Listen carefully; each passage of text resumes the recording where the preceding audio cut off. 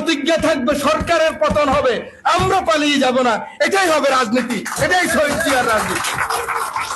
যদি এটা আমরা করতে পারি, এখনো ভাই টেন্ডারের থেকে ঘুষ নিতে চায়, চাকরি দেওয়ার থেকে ঘুষ নিতে চায়, পুলিশের থেকে ঘুষ নিতে চায়। কারা নিতে চায়? গরিব লোকে নিতে চায় নাকি? আমাদের নেতৃবৃন্দরা নিতে চায়।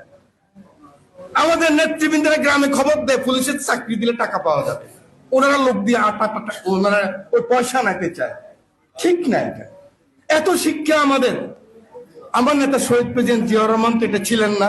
নিজের আপন ভাইয়ের সাথে নিউ ইয়র্ক থেকে এসেছেন, 15 দিন ছিলেন ঢাকায় ভাইয়ের সাথে দেখা করার জন্য। জনাব এনি চৌধুরী সাহেব এসব ইতিহাস জানেন।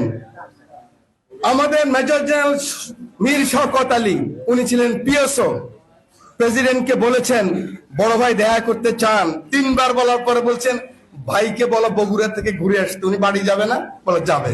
বগুড়া থেকে ঘুরে আসছে 10 দিন থাইকা, আবার হোটেলে উঠছে।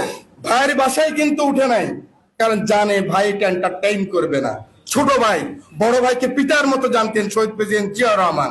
আবার যখন ফোন করেছে মীর শওকত আলী বলছে, স্যার বড় ভাই তো আবার এসেছে। বলে আমরা তো আগামী মাসে নিউ ইয়র্ক যাচ্ছি জাতিসংঘের মিটিং এ, ওনার সাথে ওখানে দেখা করব।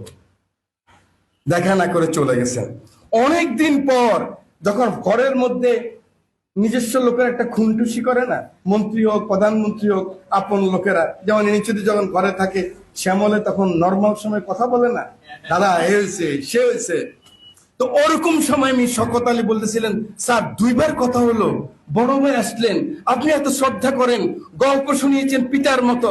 বলো জানো নিউ ইয়র্কের থেকে আনছে 15টা তদবির, বগুড়ার থেকে আনছে 10টা তদবির, কমপক্ষে মোট 25টা। আমি একটাও তদবির ওনার রাখবো না।